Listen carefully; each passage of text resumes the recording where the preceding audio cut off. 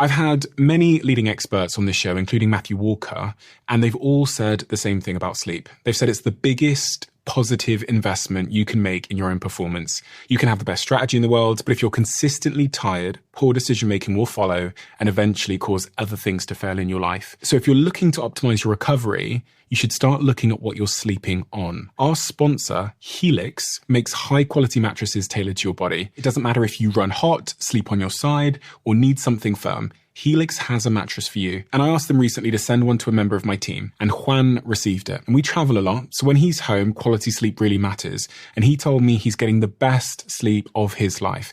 And the data backs it up, with 82% of people in a Helix study saying they saw an increase in their deep sleep. And with a 120-night trial, you've got 4 months to prove it to yourself. You can get 27% off at helixsleep.com/diary. That's helixsleep.com/diary.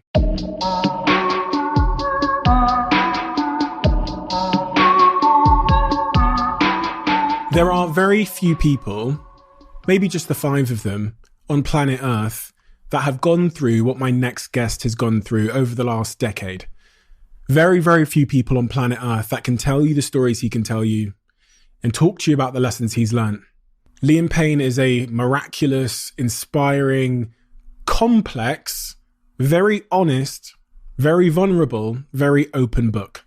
Today, he's going to tell you about things that he probably shouldn't say and topics that he probably shouldn't talk about. But just imagine being catapulted into stardom at 14 years old and becoming what many consider to be the modern day Beatles. He toured the world with One Direction. They had their ups, their downs, their mental health crises, their scandals, their relationships, and everything in between. You know, if I was 16 years old and you asked me what I wanted to be, if I could, dream up my life, I'd probably say professional football player or being in a boy band and traveling the world. Seems like a life that we'd all give everything to have. But what you're going to hear today is very different. And it might just change your mind. It certainly changed mine. So without further ado, I'm Stephen Bartlett, and this is the Diary of a CEO. I hope nobody's listening. But if you are, then please keep this to yourself.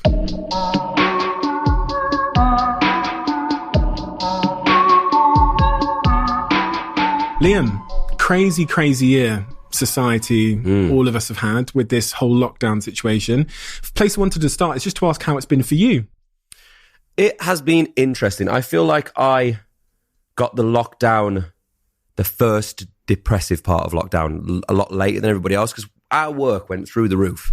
And basically, it was interesting because I had to learn styling, makeup, hair, all these things that I wouldn't usually do when I'm with my team. And I lost everyone because you couldn't have anyone close contact. So I just had me and a camera guy that was staying with me. So every job was like, we even had one day where we set up our own green screen. And we set the green screen up from 1 p.m. until 10 and then recorded till 5 o'clock in the morning. So it was like a whole day. So we were busier than ever. And then we started doing these online shows, which went really great, with a company called Veeps, which was good. And then I stopped working, which I thought was going to be really good for me because I was tired. And it was actually the worst thing in the world for me. When you say you stopped working, describe your day at that point. I was just finding myself on the sofa for the whole day, just watching random Netflix. I've seen everything on Netflix. On your own? No, my partner was there at the time. Okay. Yeah. It was wild, and it was dark because you can't really go anywhere. You don't really know what you're doing. And I felt like my career was kind of in a funny place at that point as well, and how I was agreeable with it at that time as well, if that makes sense. Are you the type of person that needs to be kept busy? I think so. I think I've had a crash course this last year in learning to have my own time. Because imagine from about the age of 16, 17, we're day sheet every day. So when you don't have a day sheet, it's like, what the hell do I do? And then the other part of it's like, you don't really learn what you enjoy from that point either. So it was that was quite difficult in lockdown because you have so much time to yourself. And then it was like, I saw something the other day about toxic productivity. Did you see this? Yeah, I've seen this. Obviously, they got a new ism for everything. But it actually made sense to me. If I'm not doing something that's productive, I feel like I'm going backwards. So then I'm trying to force moves. And I suppose that was one of the things I think I learned most about myself. I don't have to be doing something every day to feel good about myself. Where does that come from? That do you think that need to feel like you're moving forward, or it feels like backward motion? I have no idea. I think I'm just quite driven in that sense. Have you always been like that since before One Direction? You know, I think we just always worked. Like I was first on TV at 14. So that's young. It was and an audience for X Factor, I think at that point was like 20 million people, which was wild. So I was like 14 years old. So from then on, my life's just been like doing the same thing over and over and over again up till this point. So I don't know. At times you fall out of love with it. And I think that trying to find, you know, and also you're not under any impression that this isn't going to stop at some point. Like a lifespan for a average pop star. I've outlived most lifespans with that sort of thing, which has been amazing. Really, really cool. And I think part of that's probably from starting so young, but you know it's going to end at some point. So you always want to find something else that you're good at to kind of safety cushion you almost. And this is what investing has been my godsend in that, because I started that really young as well and trying to think about how I would do this or how I would do that, asking like, you know, like our old managers and people like that, what they invest in and stuff like that, which kind of makes me feel safer. And does that comes from a place like mild paranoia that this 100%. Might go someday, right? 100%. It's like doomsday prophesizing, you know? Do you worry a lot, generally? I think I did up until the last few months. I mean, having a lot of time at home, I think a lot of people had this same sort of thing. Alcohol. Was just really, it was getting earlier and earlier. Yes. Easier and easier to go to. And for me, I don't know, I think there's a slight little bit of social anxiety as well in it, that, you know, it was already hard sometimes to go out places for the thought that you might like get papped or whatever. You know, there's always that extra level of stress. So for me, I've always been quite withdrawn. So talking about lockdown, so you go through that sort of depressive period. I think we all went through that. And I think for me, what I kept thinking about is like, if you just go with the lockdown, you're like, someone like me would just probably like hang around bed on my my laptop. What I had to do was like proactively, Steve, get up and do something today. Go put your shoes on, motherfucker. You know what I mean? But then the thing what I found about that was sometimes you ain't Superman and you're going to have a bad day. And my thing is, if I don't set out what I'm aiming to do that day, then I become more depressive, if that makes sense. But it's just like, I think that the main thing for me, I mean, I've always called it like a small victories thing. And that's why I love the gym. Because if I've at least been to the gym that day, then I've done something. But then I started to like branch that out more. That it was call a family member. You know, spend some time with my son, make sure I get FaceTiming. Because it was hard. Because the first point of it, we couldn't see each other. It was the longest I haven't seen my son in a long time, which was difficult. But then it was like, as long as I've done one of those things in the day, then it doesn't matter if I didn't do anything else. And it's like, what I found more than anything, and this with alcohol, with other stuff, is like boundaries. There were no boundaries. So, you know, if you're on Zoom, you can quite easily hide that you might be a little bit tipsy at the point you shouldn't be. So it was like creating your own boundaries, creating your own routines. And that's where I think everybody struggled the most without routine. And I noticed you had a dog here. Yeah. Which at the moment, that's one of my things. I think I'm definitely going to get a dog because I need routine. I need it. So you start drinking more and more during the lockdown. You realize you're aware. I put on so much weight. I was eating badly. And kind of describing it as a bulking period. It was a dirty bulk. Don't worry about intentional. it. I'm doing it for a movie role. It's part of the strategy. Yeah, that's the best new excuse. If anyone asks you to put weight, it's for a role. It's coming out, 2022. And I put a lot of weight on. And what got me, I did one performance on TV. It was with the BAFTAs actually. And I was disappointed in myself, but like, I was always a fairly sporty kid and kept moving. And like, I didn't look how I wanted to look. You know what I mean? There's anything wrong with that, but just in your own self, you know how you feel about it. And obviously, they say the camera adds 10 pounds. It definitely did. And I saw myself for the first time and I was like, oh my God, like I've completely let myself go in this. And it was fine. I kind of needed it. And actually, it's been the best outcome for me because I feel so much more secure in myself now. And I feel like I know where I'm at again, which is good. Have you struggled to maintain consistency with the gym? I know I have. If you look at the last 5 years. I did. I mean, training partners is the best one for that, and each of you putting a session together and throwing in different moves because then you're doing something that's a bit different. I mean, we recently, my training partner and I got to like a point where we're like a stalemate with the stuff that we're doing. So then we started like branching out to different gyms and they have different kit and then, but I'm fairly good with keeping myself on the go with it. I mean, like I say, the only problem for me was just the alcohol. You can't train and drink and anything. You can't do it all at once. You're going to be a rock star or you're going to be a star in the gym. That's your choice. And do you think you've gotten a bit of a sort of addicted personality in that regard, where you'll get into something and just go all the way? I mean, as an addict, I want to say no, but I know I definitely do. Yeah, 100%. I think, but there's a lot worse things to be addicted to than looking after yourself. So, yeah. What's been the upside for you? A lot of people listening to this, well, especially coming out of lockdown now, there's a lot of people that weren't able to go to the gyms because they were closed. And now that, some people just need that little bit of a push to understand what the value is of the gym. And what's the value of the gym been in your life? I think, because you're going twice today. The value of the gym. Yeah. I mean, I wouldn't call the first one, the first one's more of like a wake up. Let's call it a vinyasa, like a yoga type. The first day I went to the gym in lockdown, I went and looked at the gym because I was like, if I go in there and start moving around and throwing stuff and whatever else, then I'm not going to want to go the next day. And then you have to slowly build it up. Don't go in and think you need to do 45 minutes because they're running in the magazine that they said this. There's no quick route. For me, you need 3 months for any significant change that you have. And then it's like start at 20 minutes, 15 minutes, and just go and feel it out. And then you'll find after a while, the exercises, you're like, oh my God, I only have 5 more minutes in here and I need another 5 minutes. And guess what? You can have them. So then it's slowly like we're up to, an hour and 10 minutes now. So it's like from starting at 15, 20 minutes. But for me, it's just, like I say, it's being able to get into bed at night and have that small victory to know at least I did this. And it was for me. It wasn't for anybody else. I think that's important. And you're not doing it to try and get everyone's doing it low-key to try and get six-pack, but you're doing it because it's a lifestyle decision for your... Yeah, I mean, I recently started jiu-jitsu, and it's for me, I want to be able to do what a lot of these guys are doing. Like, the funny thing, jiu-jitsu is super humbling because you just get thrown around like it's like a tiger eating a gazelle or something. I mean, it's wild. So it's like as soon as that happens, and I was always quite a small dude. I've never been like a big guy. I mean, even when I did my underwear commercial, I was still like 80, I think I was 75 kilos, which is super light, right? Super light. So when I'm in the gym, people are like throwing me over here and I'm like, I'm going that way today, am I? And then I'm over here. And it's like, so I did want to put some weight on, but I put too much weight on at one point. I was like, I went alpha leather, but it's more for the fitness side and the jiu-jitsu side that I'm training as hard as I am. I wanted to ask you some advice. I've been announced as a dragon on Dragon's Den. How do you feel about that, by the way? It's pretty cool, man. It's cool because... You're a dragon. Yeah, like when some kids want to grow up being a dragon. Yeah, you are a dragon. Yeah, I know. I watched it when I was 12. So it came out when I was 12 and I used to watch it and I've never missed an episode. Wow, that doesn't surprise me at all. And I said to the team, I used to pretend I was a dragon, sit there, pause the TV, give my verdict at 13 years old. I love it. All this stuff.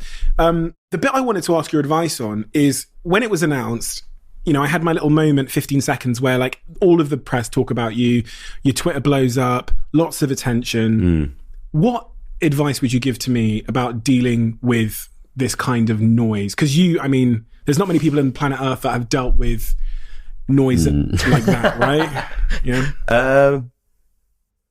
I think it's a really fine line between getting too wrapped up in what's going on and not being wrapped up enough in it, if you know what I mean. Really? But I think you know the things that hurt you the most because you know they're honest. So when someone says something you like, if they hurt you, then it hurt you a lot, then you know there's some truth in it because it hurt you. If it's ridiculous, you just go, oh, that was funny. As if they said that, you know what I mean? Really? So I think there's a fine line to tread with it. And I mean, I've gone through eras where I was such like a little clapback, attitude-driven youth. Responding. Where as soon as someone would say something, I'd be like, right, well then, let's go at you. And then I was a bit mean and nasty at points, actually. It was a bit bad. But when you're a teen growing up in it and people are like basically bullying you and they get paid for it, it's like, that's a bit outrageous. So I'm going to have my say.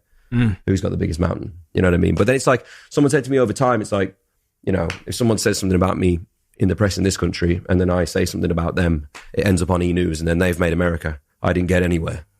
So it's like, don't bring people up to your level if you don't think unless you absolutely have to. And one thing I would say, don't lose your phone doing this. Notes.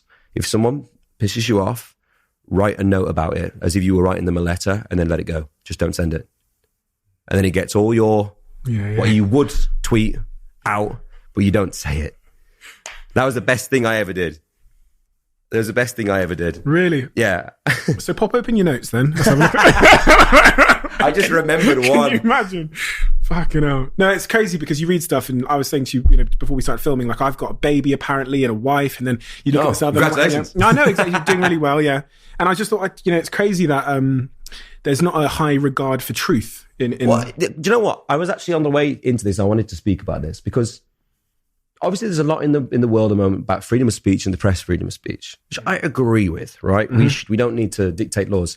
My only problem is, and my biggest problem around Corona was the fact that the media were allowed to twist our thinking about Corona as much as they wanted to. And they're still doing it now, but the fear-mongering isn't helping anyone. And these people aren't sat there going, I've just written a great article, my boss is going to promote me. Oh yeah, but you just decreased the value of the pound. So your wages that you think are worth more are now worth less. Well, it's a struggling industry, right? I just don't get it. Yeah. I'm like, if it's a medical thing and it's the world that is in trouble, maybe there should have to be something in place that says this is true. Or not that they have to put a disclaimer and say you should take advice from your local government. Bullshit. Like, we all read you for advice and you are offering us a disservice by telling us non-truths about stuff. I just it should be regulated, you're saying. I get that there's a hairdresser's account for me for people going, oh my God, I can't believe what that Liam Payne's done this week. What's he done now?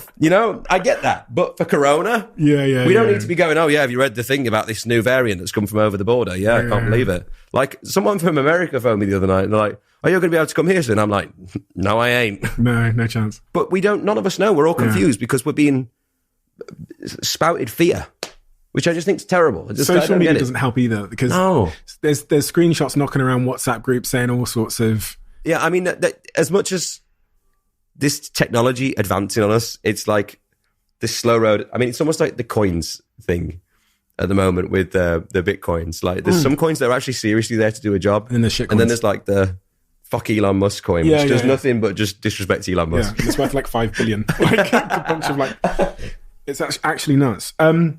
You said earlier, you made a comment, you said that your partner at the time, in referring to lockdown, does that mean you are... I am indeed. You're single? Yep. Me and you both. Where are we going? No, I'm saying to myself, I feel like more than anything at this point, I'm more disappointed in myself for the keep on hurting people. That annoys me. I've just not been very good at relationships. And I know what my pattern of things is with relationships, I feel at this point. I'm just not very good at them, so I just need to work on myself first tell me what that means, before I put myself onto somebody else. And I feel that's where I got to in my last relationship. I just wasn't given a very good version of me anymore that I didn't appreciate and I didn't like being. And I can honestly say that I feel better out of it. I didn't feel good for doing what I did, but it had to happen. I mean, I know that's the corniest way of saying it was best for both of us. Like, whatever, cool, nice story, bro. But it just feels like that. Very self-aware for you to know that you Oh yeah, no, I know it was a problem. So I need to sort myself out, and I already feel good. So it's got me more concentrated, and I hope she's happy. What is it you've discovered about yourself in relationships that you're trying to work on? Do you know what? I mean, one of our old managers went to therapy from being a manager of One Direction. So you can imagine how that feels. Like, the rest of us definitely need some. And for me, most part, I was really regressing from therapy because everyone was pushing me into it, which is the worst thing you can do. Like, it's almost like becoming sober, for instance. You have to want to be sober to start with, not people taking your toys away and you going, oh my God. So it kind of felt like that. Whereas this time, I kind of threw myself into it. Even though I didn't really want to inside, I threw myself into it, made my own choices. And I think for me, my life's been so controlled to a point, day sheets, security guards, anything. And it's all everybody else is dictating puppet master crap over the top of your life. Then you just get to a point where it's like you have to take some control back yourself. And until I started to do that with my life, then I was living for everybody else. And I'm a complete people pleaser anyway. So it's like nothing in my life was about serving myself, which then that just led me in a bad place. And finding enjoyment from other stuff that I don't need. Because I've always considered therapy for a bunch of reasons. And the thing is, it's still such like a taboo kind of stigma, phrase and thing. And I get it. I do get it. I was on the phone to Louis from my band talking about it today. And it's like, there was one moment last week. And I mean, my manager's my best friend. He's been saying to me for a long time, you'll have that one awakening in the middle of it where you'll think about stuff. And I hate words like awakening. And I hate this like Hollywood perception of like reflective work. What the fuck is that? You know what I mean? But I get it. Yeah. But at the same point, I'm like, I don't know. You keep it for you, but it's like I had this one moment that I found, and I was like, oh my God, that's just unlocked so many truths about me. And it was so insignificant. It's something that happened when I was younger. And it was to me, it was like a family joke. But now I'm like, oh my God, I've been living my whole life as that character. And yeah, wild. You'll love it. Scary. Really scary. Because you don't know what you're going to find. It's like opening a box. No, that's it. It's wild. But I'm so glad that I, one, went through what I went through this year. And two, that I think this year's forced something out of all of us. And for me, it forced me to really look at my life and go, what the F are you doing? Like, grow up. And that was the point. And I'm still trying to work on that. But you said you regressed from therapy. Yeah, I always turned away from it, and I was always like, oh, I don't need therapy. I'll sort myself out. Your own worst enemy at that point. I'm really keen to understand what makes you a difficult, specifically what makes you a difficult person to date. I asked this question because I'm difficult to date. God. Yeah. Do you want me to pull a few people in here? And we've got a special guest coming on down, his best friend. Yeah. Oh my God. Every ex-girlfriend. We've got them behind the curtain. Now that would be a weird room. Can you imagine? That drops down and they're all there. Oh my God. Hi, I dated him for 3 weeks. Room. I'd be out. What would be the consistent theme as to why you're difficult to date? I think my problem, I struggle to be on my own sometimes. Really? Yeah, I struggle to be on my own, and I think I dive in and out of relationships too quickly, and I've not had to spend enough time on my own to really learn about myself, if that makes sense. I honestly just need a minute out. I need to check myself. But I'm really keen. So you needed to spend some time on your own to kind of understand yourself, because in a relationship context, you find that you're in and you're out a little bit too much. Is that what you're saying? Yeah, and I don't know. I think the biggest problem we have, I'm a proper perfectionist. Terrible. So when it comes down to relationships, I'm always trying to, at the start of the relationship, as we all do, you put out this complete false character. Yes. Like, I might as well go in costume at this point. And I'm like putting out something that is not there. The person is absent from the room. It's like they tag teamed on the way in. Oh, it's you for this bit. Yeah. I'll join in later on. And I just need to stop doing that. And then kind of like, one, encompassing someone else's life with your crap rather than like just doing your thing and laying out your stall from the day one. That's my biggest problem, I feel, for myself. I don't lay out my stall. I'm like willing to bend to someone else's stall, and then I'm annoyed at why they don't like what I like. Amen. So then I'm like, oh, okay, but if I just laid out the stall early on and like, yeah, I go up at 5 a.m. and go for a run. Well, how are we going to deal with that? So it's either in or it's not. You know what I mean? It's not to not compromise, because some things you'll be like, okay, that annoys you, fine. But yeah, for me, I don't do that. I lay out a completely different. It's like a Woolworths when you wanted an Argos, or I've really debated that. I'm going to personally, especially recently, because the girl I was into is very into everything that I'm not into. Like she's into like horoscopes and like I don't know. What's wrong with us? I don't know. So I'm there like fucking looking at horoscopes, being like, no, yeah, because you're trying to make spiritual people scare me. But at the start of a relationship, you become more like them, they become more like you, and then as a couple of weeks, months pass, you just regress to who you actually are. Well, you almost like, I feel like I hide resentments from people sometimes, and I'm like, something annoys me, and I'm like, oh no, it's fine. But inside I'm thinking, Jesus Christ, I wish she didn't do that. And then so then it's like, then over time, I'm like, every little thing starts creeping in, and I did this in my job really badly, because I would bend to my job and let my job overtake things that I didn't like doing. Steve will actually be honest, like videos for stuff. And rather than going no, until one day I just was like, I hate everything. And now it's almost gone back the other way. Now I've had this little reset that like I'm starting to call people in to do what I want to do rather than bending to everybody else's stuff. You know, in this, you'll probably experience the same, but in this, you're pulled every which way. You know, and it's always about impressing whoever's behind the lens or whoever's in the audience. So I find I fill conversations with crap that I'm saying that doesn't really help me, because I'll go home thinking, why the hell did I say that? Like, what now? I'm that guy? Oh my God, you know? And then it's like, but I was saying it because I thought it would entertain the other person. It wasn't about me. Stupid. It's really fascinating that you're so self-aware of all these forces at play, because it feels like you've spent a long time really analysing and looking at your behaviour. But I think that can have its benefits and it can have its problems as well. I think I'm like overcritical at points, but you know, you can't win everything. So it's like, being a perfectionist. Yeah, it's an issue. Yeah. Talk to me about what that means specifically in your life. In work, in relationships. Steve? In everything. Steve's his manager who sat behind the camera. Yeah. I feel like we should put up a chat. I know. You know what I love about this is that, but Steve, my fans think that like Steve's like doing something to me. So they're always like, "Oh, liberty for Liam." He always looks for Steve, but it's not because I like him. It's not because he's like harming me as a person. But then there's like a hashtag liberty for Liam. Like they think I'm like some like prison child. There's going to be all these other people who are just listening on the audio and think you're calling my name. Steve.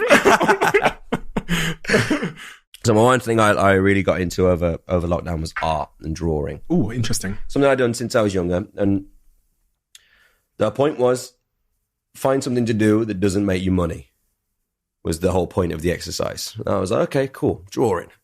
And I said to the person who gave me the advice at the time, I was like, I guarantee this turns into something. Hold for later on in the conversation. So I started drawing. But then what I found was I was so bad at starting a task, blank sheet of paper and all that, because I was so worried about what might come out, that I was like, I'd sit there and like, if something's not quite right, it can ruin my day in a drawing. If something goes wrong and it's not quite right, I'm like, oh my God. Like I hate it.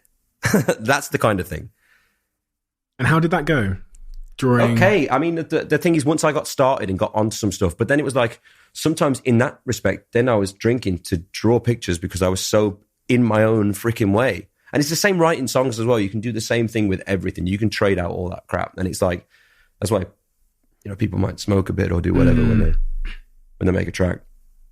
But it's all about getting out your own way. And I feel like now I feel much more like I know who I am and I know what I want to do. So I don't need to be in my own way. I'm going to go, I don't need these additives. They only make me worse anyway.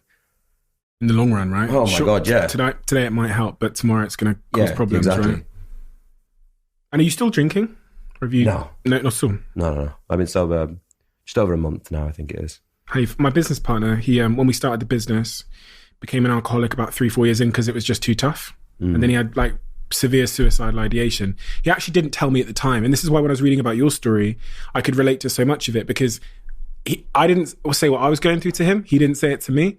And then it was like after we'd sold the business that he was like, I used to stand on the train platforms and think about jumping in front of the train. And I was like, and he never told me. But there was, I didn't know what alcoholism or really mental health was at the time.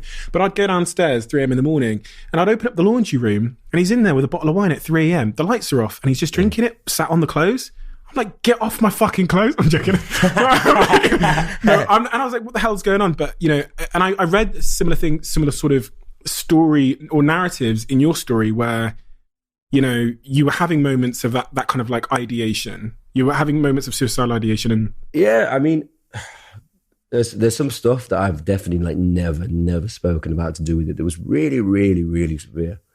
And it was a problem. And it was only until I saw myself after that I was like, right, I need to fix myself. There was like a few pictures of me on a boat and I'm all like bloated out and I call it pills and booze face. And I was like this, like my face was just like 10 times more than it is now. And I just didn't like myself very much. Then I made a change. And the same thing happened this year with that sort of thing as well. But the problem we had in the band, and I don't blame anybody for this. I don't want to seem like I'm whining or moaning, oh my God, look at my life, whatever. But it feels to me like when we were in the band, the best way to secure us because of how big it got was just lock us in our rooms. And of course, what's in the room? Minibar. So at a certain point, I thought, well, I'm going to have a party for one. And that just seemed to carry on throughout many years of my life. And then you look back, how long you've been drinking and stuff, where you're like, Jesus Christ, that's a long time. Even for someone who's, as young as I was. It was wild. But it was like the only way you could get frustration out in the day or being trapped. And I spoke to somebody about this and in child development, as a teen, the one thing you need is freedom to make choices and freedom to do stuff. And it was the one thing that, although we could do anything we wanted, it seemed from the outside that we were always locked in a room at night. And then it would be car, hotel room, stage, sing, locked. So it was like they pulled the dust cloth off, let us out for a minute and then woohoo! And then it's like back underneath it. And I'm like, good. So crazy because you're right. The public will think the absolute opposite. We think, One Direction, those guys have got total freedom. All the money and what they can do anything. Everyone's, in their 9-to-5 jobs just thinking, I'd love to have that level of freedom that Liam Payne has to do anything. But you can't do anything, right? It's the opposite. No, I mean, because we were young, I actually wanted to speak to you about this as well. So obviously you've reached stratospheric heights at a young age. It's like, what I found was I didn't know I was the boss until like a few months ago. I still don't even feel like I am now. Like I'm such a child. And everyone I work with is like... Double your age. older than me and wiser than me. And I'm like, what the hell am I doing here with these people? So it's like, you know, when we were 17, I thought the security guard was like in charge of me. Like I was like, oh, can we leave the room? No. Okay, then not to worry. I'll just stay here. That's what it was like. So I didn't know what the hell I was doing. You know what I mean? It's like, and no one, there's no guidebook. They don't give you a little DVD on the way in saying, here, you're a pop star. Like, this is what you got to do.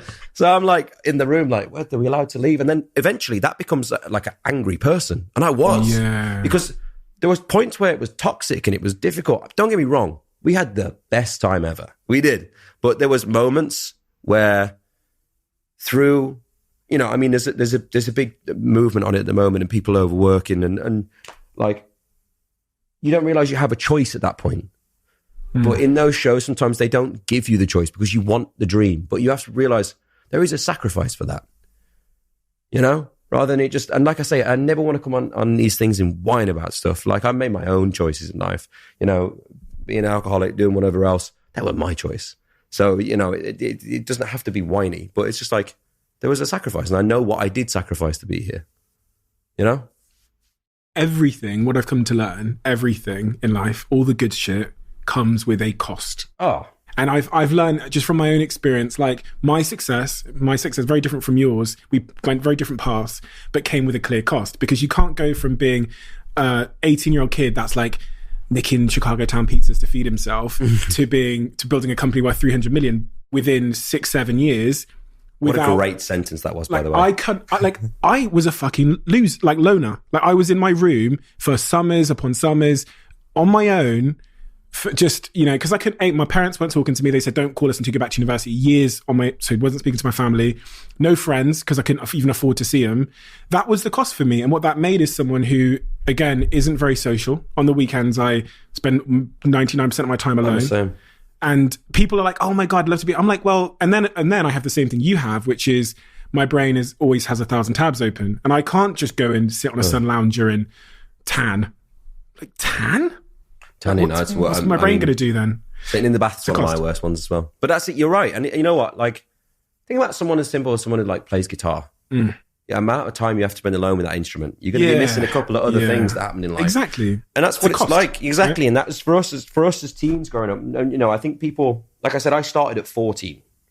That's nuts. Like I was in my school. I remember very clearly the moment that the X Factor like moment happened when I was younger. And I was playing football on a field and we had an all-girls school right next door to us. So I'm just playing football like it's a normal day. I've had a few like people like shout me out in the street where I was like, oh, I'm, 14 years old.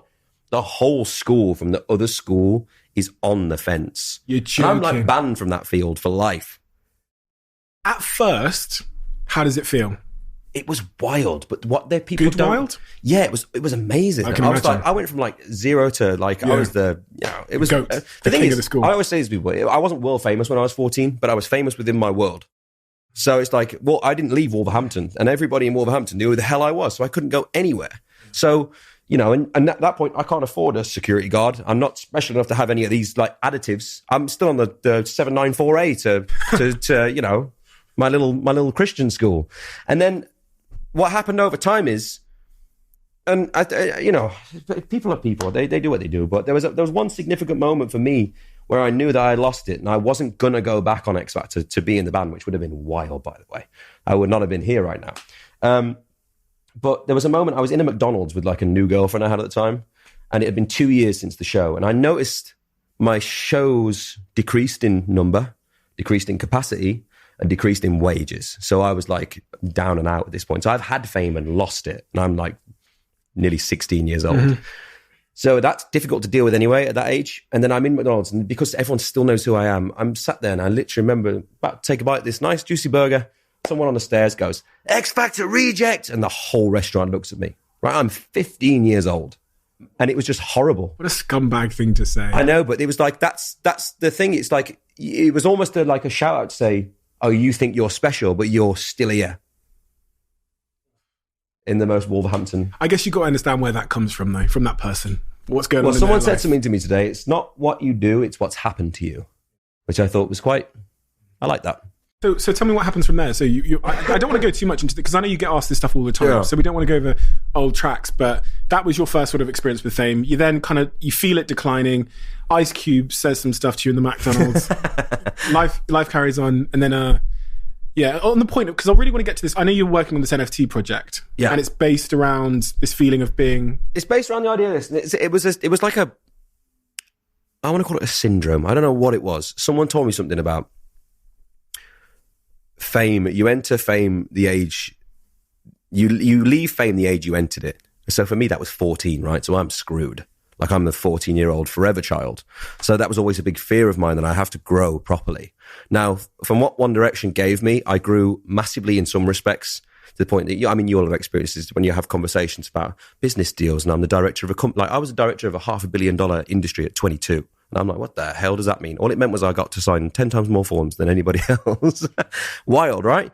So, but then in other things, like if I'm trying to pay car insurance, I'm useless.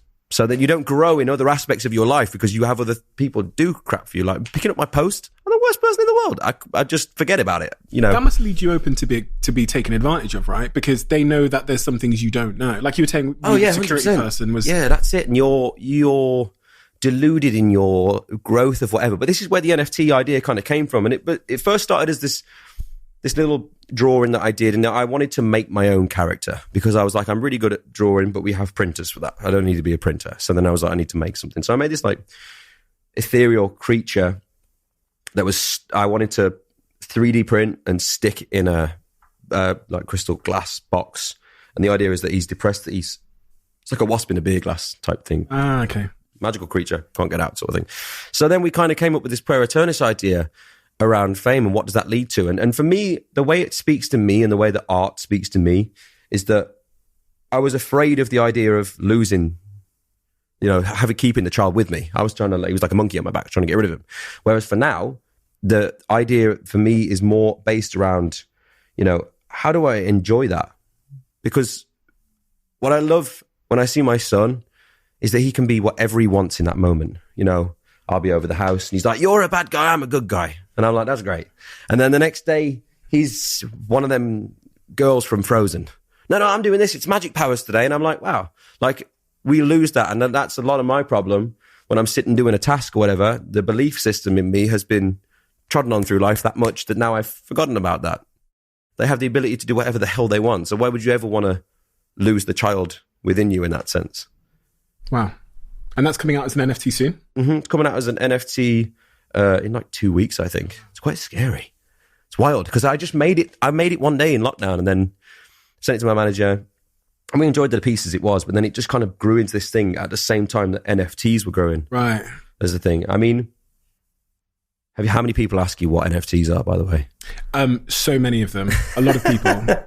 Like I'll get DMs all the time and, I'll try and describe what it is, but I think if you say something with enough conviction, people will just believe it anyway. So I'm like, broccoli. I'm like, no, I'll just say anything. Yeah. I know what it is. I've studied it. I'm working on a few projects at the moment with NFTs, but I'm just, with all these emerging technologies and whenever something's new, I'm kind of like probably a little bit like you and Christian. I know you're very, very entrepreneurial and investing a lot now. I just want to be in there like a sponge. So I want like a flag in there just so I can learn. So yeah. Well, I mean, I think that's a common misconception about this sort of thing as well, is that you always come up with the idea that's coming to you rather than, like you say, being that sponge in the middle of the room. If you're not part of the $1 million conversation, you were never part of the fucking conversation. Yeah, I know, and that's literally it. It's like be in the moment, like rather than trying to make decisions, or you just have to learn about that stuff. And you don't have to know everything. You just have to know someone that does know something. You know what I mean? It's that, the thing as you get older, I think the wildest thing is that people... Those phrases that they used to say to you as kids, like when I had my child, my mum saying to me, oh, like you're growing up so quickly, like blinking, you'll miss it. And like you're a kid, you're like, yeah, I'm 6, like chill out. But then as you get older, you're like watching it, and I watch my son grow, I'm like, oh my God. Yeah. Like he's telling me off now. They grow up so fast. My niece, I've got a child of my own according to the Daily Mail, but just like this, like, where did you get those legs from? I've been teaching mine to swim. I mean, we had a really good conversation today, and it's like, it's a whole new learning experience. Once again, there's no handbook and you're just like out there on your own. I still feel like a child in so many ways, as you've learned from my NFT. Yeah. But I'm watching him and like I played him a movie trailer. It was this simple. I played him a trailer for a thing and we watched it. And we both were like, I like that. Let's stick that on. It was just Disney's Raya and a dragon thing. It was about you. You and your newfound friend Raya. BBC One. And so we sat there and then I turned the film on and the first shot of the film was from the trailer. He's going, why are you playing this again? And I'm going, no, it was, we watched a trailer. No, but why is it on the TV again? And it kept, like, bits get flashing on. I'm like, oh my God, this is not helping me. So then I'm like, okay, how do I explain this? I was like, like, if we, like, have a plate of food and, like, I feed you a little bit and then you go, oh, and you don't want it, and then I take it away. Or if I feed you some and you go, oh yeah, and I give you the whole thing. I was like, that's like this. And then he's going, yeah, but why are we watching it again? Oh my God. Do you get scared as a dad about doing the wrong thing or the right thing? Because you say there's no handbook. So you're like, if you feed him this or if you say this, he's going to start saying the C word or at school. Like, I don't. Oh, when he did swear once, I was happy I wasn't around for it because I couldn't be blamed. And there's a way to find out whose swear word it is. Because it wasn't a combination I would use. Oh, really? So I knew it wasn't me. Mummy. Who was it? Who was it? We won't go into that. You said, I don't normally loop back, but there was something you said, which again, my mind thought, oh, that's really intriguing, is you said that you weren't going to reapply for the X Factor, potentially. Yeah. Where do you think you would be? And I'm going to ask you various iterations of this questions. Where do you think you'd be in your life now if you hadn't have applied for the X Factor? So you want the business plan? That's what you want. That's what you really want to hear. You want to hear the business plan? Yeah. Okay, I'll lay it out for you. This was actually my like plan B system. I'll let you know if I'm going to invest. Strange child. Okay. So I got a job at the same time. This is really wild. Work experience week at school. My dad worked at a factory, and I was always obsessed. I was like, this is adult Lego, and he built airplanes. I was like, this is amazing. I'm going to do that. So I went and I built airplanes, and they had like a little collection for me. And I did like 400 quid, and everyone, I was like, what did you get paid for your work experience? And I was like, nothing. I was like, oh, I got like 500 quid. But in the middle of my work experience, I went on X Factor. So it was almost like I was trialing my two lives. Ooh. Almost like, what's that sliding doors film or whatever it's called, a butterfly effect. Or oh, yeah. So my thing was I'd got a job and secured one there for an apprenticeship, which was like 22,000 a year or something. And then I was like, right, I know my sister paid £60 board at the house. So if I just like board at my parents' house, it's £60 in fees. Then I can save up the other money enough to buy my first house and then rent it out. All right. So then I was going to collect the rent, buy another one, and then move into that one. And then it was almost like a conveyor belt system. Nice. You had it all planned out. I had it ready to go. And then X Factor ruined I mean, you say your favourite TV programme was Dragons Den. Mine was, I watched Help My House Is Falling Down and Location and stuff like that when I was a kid. I was like obsessed. Yeah. And then fun enough, my manager does loads of properties. What are the odds? Are you into property? I love property. Really? I wasn't very good at it at the start, but I'm getting better.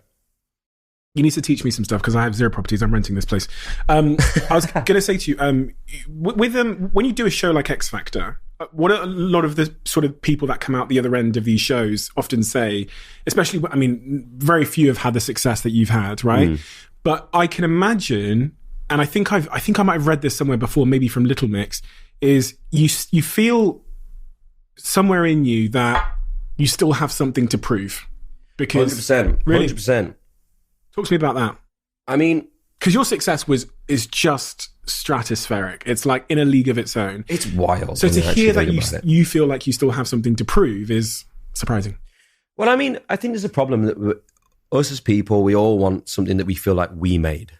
But the older I get and the more things I'm like privy to, you don't really make anything on your own ever. Like, I think there's just about Ed Sheeran that writes on his own. And even he doesn't write music on his own. So it's like, for one, that feels a little bit like that because you were in the band. And I suppose for each of us as members, we wanted to see what we could do. And I'm really happy with my success I've had so far. What I don't know is how much of this idea was mine to go with as to be in the music career. You worry about like the life that you might have missed of, I was going to do this, whatever. Like, I always quite liked the idea of the army.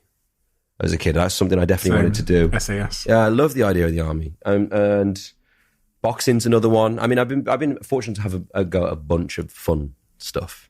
But yeah, I think you always feel like you have something to prove, and I think at the end of the day, you're only really proving it to yourself because no one else really cares. Everyone else just looks at you as what it is, and it's not that you want to beat your brand because no one will beat our One Direction. Not one of us in our lifetimes. In another lifetime, somebody might crack something. I mean, BTS have had a really good go at it. They've done really, really well. But we were like the new wave of the Beatles. And even still, people didn't say we beat the Beatles. You know what I mean? You're never going to... It's different. It's a different era. Exactly. And that's what happened with our fame as well. We were just that of this era. It's the same with Justin Bieber, right? Who the hell has beaten that run? Come on. They won't. Someone will be different. Exactly. So it's just like, I think in the end, you're only like fighting against yourself. I sound like Rocky Balboa now. I'm really intrigued by all of that, because you also have these you have 5 band members. They all go off and do their own solo careers. And do you compete against each other? Do you try and stay out of each other's lanes? Are you thinking about, oh my God, I don't want to be seen as doing, what this person's doing? And I think we did compete with each other at a point, but I think it's all fairly it's laid out as it is now, and we've all had our success in completely different areas. And also musically, we didn't really go down the same route. I think Harry's done amazing. I mean, first album he had the one song off, which is really, really well, and then his second album, he found himself. And that is your awakening as an artist. That's when it really clicks. I don't feel like I've had that moment within me yet. I've written some songs recently that I'm really proud of and happy with, but I don't feel like I've had that moment yet. Strip That Down came out, and we did 1 billion streams, and I could have never have asked for that. I could have never have asked for that in a million years. But when I was making Strip That Down, I was a box of frogs. I was nuts. I was wild. I didn't know what the hell was going on, and also I didn't know what the hot potato I just got landed on me. Oh, we just did 1 billion streams. It's like, it literally is like a hot potato. 1 minute's here, the next minute's gone. So, I'm excited to see what the next 6 months of this brings. I'm excited to see. We have a really cool song in the pipeline, which is really exciting. Wow, really exciting. And the song, one of the first ones I've actually written myself, with some other people. I didn't write by myself, but it's the first one I've really liked. And I think I got so used to carting around other people's songs and not embedding myself creatively in what I do, because I was scared to find out who I was. So it's almost like, that's the thing, when you're selling yourself, you have to know what the hell you're selling. And I'm sure most people wake up every day going, I don't know what the fuck is going on. And you have to fail to find that out, right? Yeah, 100%. Because you're going to have to try some shit and experiment. Oh my God. And it's like, so say like you're like geeky kind of growing phase between say 16 to 21, if you're lucky. It might last a bit longer if you're shit. I did that in front of everyone, and there's some terrible outfits. There's some terrible haircuts. And that's some great haircuts. That stuff as well. is there forever. I've gotten away with a few haircuts. Yeah, I feel like you've had some great ones. The short haircut, I think not a lot of people can pull that out. I got a bit of like a melon head thing at the back, so I can't do that. People think I'm an alien. But no, you've had some good haircuts. I've got to be honest. When I read something about Strip That Down, you said that you were almost scared of the success just as much as scared of the failure. Oh man, I mean, no one trains you for the moment it goes right? So you leave One Direction, you've got your big sort of debut single coming up, and you're scared of the success. If it does really, I was worried because I know what that can bring to you. What can it bring? Well, I've never I finished a day recently. One of the days that stuck out for me in the last few years, where I did a whole day's promo in New York, and on the nighttime I was on, I think it's an Andy Cohen show or something, and they had a drinking game. And someone asked me a question about one of my ex-girlfriends, and I did not want to divulge what the hell went down. And it was a drinking game. So I was like, they were like, we can fill it with water. But me being me was like, no, if I'm playing for real. So I'm like necking tequila. Oh, gosh. Like, boom. And I'm wasted. I get home at 1:30. Bear in mind, I started at like, I want to say 8 o'clock in the morning. I was then asleep, and I woke up at 3:30 for vocal training to be in Central Park at 7, for grooming at 5 and in Central Park for 7 o'clock. Bear in mind, I went to bed at 1:30. So I know what it can bring, and that crap will send you insane. I don't remember some days I was here. Like, that will send you round the bend. But it's if you want it, it's out there for you. You can go ahead and take it. But it's like, you have to be a workhorse to want to do this. And I think a lot of artists would say that coming out of it. But I don't think it's, it's unfortunate, the demand in our industry, and also the demand of how quickly people receive information now. Our 30-second time, like goldfish time span that we've got now. I mean, I definitely have that. I'm the worst. And it went really, really fucking well. It went really well. And then it was like, the problem we had was, it was like having a baby. The thing was 9 months to get the number one in America. So it took 9 months to work the record just to get the number one. So if you can imagine singing the same song every day for 9 months and having like 1 or 2 songs to back it up with, it was like pretty, like, I'm sure somewhere that must be like put down as a method of torture. Yeah, I can imagine. You must. But this is the job, man. Yeah. And it's like, listen, the first few shows of anything are amazing. And then after a while, it's like, you'll find bits that will like grate on you and whatever else. But, I've been so lucky to have the career that I've had. And let's hope for more of that. That's what I think at this point. But it's learning how to deal and channel that. And what's your relationship like with the rest of the boys? I'm sure you get asked this all the time. But I Great with imagine most it of them. evolves. Great with most of them. I think everyone's settling into themselves at this point. I know I am for sure. I had a lovely phone call from Harry the other day who was checking in on me. And I mean, it's always like some people have got a sixth sense for you, right? That you're going through something, so they'll check in. And he's very much like that. He's a lovely, lovely boy. I love him to pieces. And then Louis, I speak to a lot. And we've always had a really, really close connection. And the funny thing for us, and I've said this a lot, but we hated each other at the start. But it's almost the people that you grow closest to, you know. And Niall, I'll say it because he brought it up quite recently, but the whole thing of the talk about the reunion, like for me, I'd rather we talked about it sooner rather than later, because I don't want to. It's tough touring that sort of a record, and I enjoyed touring for what I enjoyed it for, but there's parts of it that really, really fucked me up, man. In a sense, I'll be honest with you. But none of us talk about it. It's like it's taboo subject. Like, oh, we can't get back together. What do you mean? Oh my god, like us in the same room. What the fuck is that about? What fucked you up about touring? My dad said it from day one, lonely hotel rooms, man. Getting locked in that room is not fun when you've been exposed. I mean, I've come off gigs before. I did a gig in Dubai. I was really worried no one was going to show up. It was one of my first solo gigs by myself. And I suppose I'm uber self-critical. I'm always like, I don't know what the hell's going on. So I get to this park, and the capacity for the park is like, you've never seen. I'm looking at like a park. I'm like, how the hell? And I'm thinking, we're getting paid a lot of money to be here. This is going to be really embarrassing if nobody shows up. And I don't know anybody in Dubai. I can't even call 10 friends to be here. So I'm like, at dinner, I'm not eating my food and whatever else. Then I get back to the gig, and there's people chanting and going, Liam. And I'm like, okay, there's people here. Oh my God, I can chill. I get out there, and I'm like awash with these sea of people. And I notice the sound system's hella quiet behind me. I'm like, this doesn't make any sense. I get through the gig, and you autopilot the hell out of it. When I got off stage, they're like, oh, you broke a record. You're on a list with Michael Jackson. It was 110,000 people. I'm like, and I was like, I shit you not. I got back to my hotel room, and I was sat in my room on a chair like this. And I was about to go to the Maldives with Cheryl and Bear. And I'm like, I don't think I can go to the Maldives right now. I can't move off this chair. How did you feel on that chair? Shocked. Why? Like, to go from like, I don't know who's going to be here, to then I looked on the thing, and it's like Oasis, Robbie Williams, all these amazing, AC/DC, all these outdoor gigs, amazing outdoor gigs. And then just me and Michael Jackson. And he's in there like 3 or 4 times. He is the list. But I was on the same list. I'm like, what the? Can't be easy. Like going back to that hotel room. Like, and then that's it. It's just mute. It's almost like, like in a movie where they throw a grenade and he goes, and then everyone's like, that's what it feels like. And you're like, oh my God. Like, yeah. Because I've done 9,000, 15,000 in Sao Paulo. I did a talk with Obama. That's me name dropping. Oh, wow. But they're not chanting.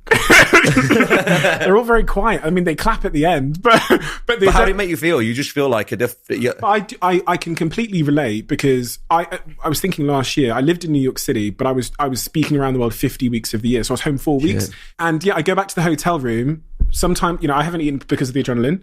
It's very lonely, and you're like, well, YouTube and what room do service. I do now? Yeah, but 110,000 people screaming your name, and you're performing. Wild. I had the prince or the king or something of Dubai dancing to strip that down. Oh wow, I need to get that on TikTok. In a country where you conveniently can't strip it down, which I thought was quite funny, but he was up dancing. You know, we were talking about the touring here. The touring part really messed you up. So the hotel rooms. Yeah.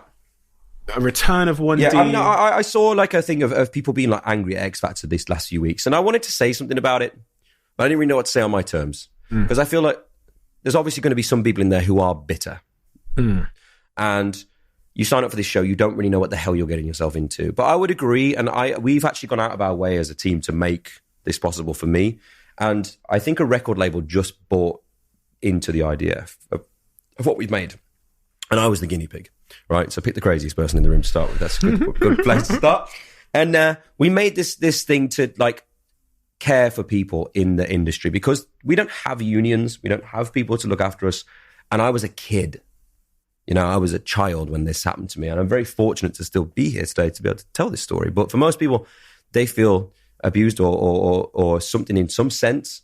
So I just think that there needs to be a self-care, a care system within these shows. Because if they're going to move people through these shows and use them to make television, they can't just like let them off afterwards. And I could never watch X Factor because I was always heartbroken because I'd been the guy who made it really far and then got let go, and it ruined me when I was 14. I was crap at school, depressed, like it ruined me at one point.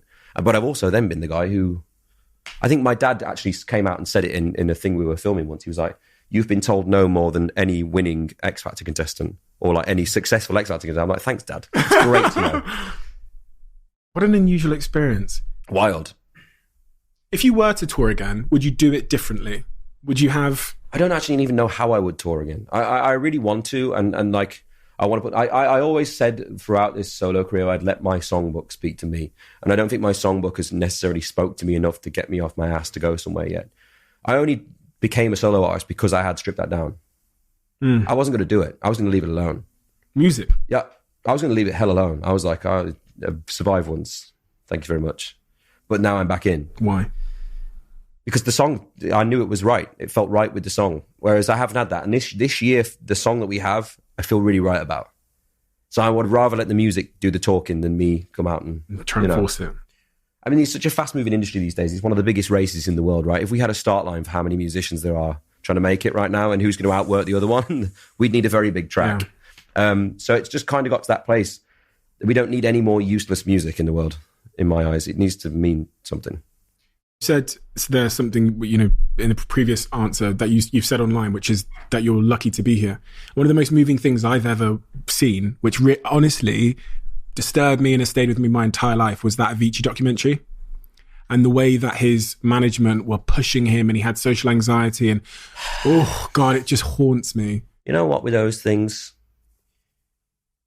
I mean, I've spoken to managers who've lost people and different, and I've definitely put strain on a lot of people in my life in the past. You see it makes me like it makes me a different person. I don't like talking about it. I think it's hard. It's just as hard for the team around you at points as it is for you, because we didn't all know how the hell we got here. Everyone's kind of looking around like we don't really know how the hell we got here. So where's the next move? And there's always someone who will pull you through. I've been very, very fortunate now with the people that I had to pull me through my bits. And it's, and that's why I say this care system is so important, right? Music is the lifeblood of a lot of our things. It's the background to our movie scenes when we're sat in the back of the car looking longfully out the window. But then we don't want to look after the thing that's kind of feeding us that much. You know what I mean? So I think for artists, in the sense, they do need that. I feel that it doesn't need to get lost in translation in other things. It genuinely needs to be a care system. But then everyone's over therapy these days in that sense anyway. But it's like, if you want it, it should be available. Is there a moment where you look back and say that was the lowest moment for me? That was the pivotal moment? I had a few of them. I was worried how far my rock bottom was going to be. Where's rock bottom for me? And you would never have seen it. I'm very good at hiding it. No one would have ever have seen it. But rock bottom, I mean, I don't even know if I hit it yet. You know what I mean? I feel like it's like one of those little graphs you see when it's like, oh, have we hit the the support, the market support? Yeah, are we there? This is support level. Oh my God. It's the same thing. So it feels like I can either make that choice now and pick my last moment as my rock at the bottom, or I can make a new one and make a whole new low. That's my choice. You said online that you had previously been masking your emotions and feelings, and this was something that you were trying to get over. You said you tried to learn to deal with your emotions instead of masking them. How important has that been? This is something I really struggle with. I'll tell you why. Because I was CEO of a company, 27 years old, 700 employees, and that's wild. Fucking wild, isn't it? All around the world, these adults that are double my age, and I have to be right. My business partner, he'll tell you, he's been on the podcast. He fell away, right? Alcoholic, put on all this weight, depressive anxiety, fell away. So I'm carrying him because I need, because we co-founders, we're seen as a unit. So when he's out in the street, and he won't mind me saying this, because he's been drinking all day with the team, and he's stealing bottles of wine off other people's tables, just total strangers, and he's doing things in public, which he'd get arrested for, with parts of his body that I'm not going to talk about. When he's doing those things, I'm getting a phone call. I'm 26, and I have to not only manage him, my business partner, but then I'm having to manage all the impact that's had on all of our employees. And I felt that I could never talk or be vulnerable. The thing I find so... But that's why I said it's not... People don't realise it's not just, you know... And what happened to Avicii is terrible, by the way. And I haven't seen the documentary. I didn't watch... I actually knew someone who worked with him. He wrote with me as well. And he said that what he saw was going on was not good. But for the most part, for a lot of these people, there's usually somebody in there that's not very good. But everyone else is trying to help. And you don't see the effect it's having on them as well. You live and die by the sword. I live and die by my sword. That's it. But the person who's behind trying to pick up the shield to help me, they haven't even got the fucking sword. They're just diving into battle for you. And that's the difference. You know what I mean? It's like people miss out on that bit. So it's never just on that person. You know what I mean? A lot of my stuff, you know, if I hadn't had the help I had, I don't know where the hell I'd be right now. So that's a credit to you in a sense. It's super tough. I think with the bit that I really respect you for, though, is you're very open about it. You talk about it. You talk about going to therapy. You talk about your lows. You talk about being unsure if you would even be here. And that's going to do a lot of good for a lot of people. I hope so. I mean, you know what I mean? The worst bit for me is, I think it's seen so much as a tool these days to hide behind the points. And for me, it's never about that situation. Like, I'm just telling you as what it is. And that's the bit where I think, like I say, I don't want any of this to get lost in translation. I am not 1% moaning about my life. I love my life at the minute. My life's great. It's had its ups, had its downs, but it's, you know, yeah, I think I'd rather talk about it, and it's therapeutic for me. And this has been a really good chat, by the way. This is a cool chat. I like this chat a lot. There's been some shit ones, let me tell you. I can imagine.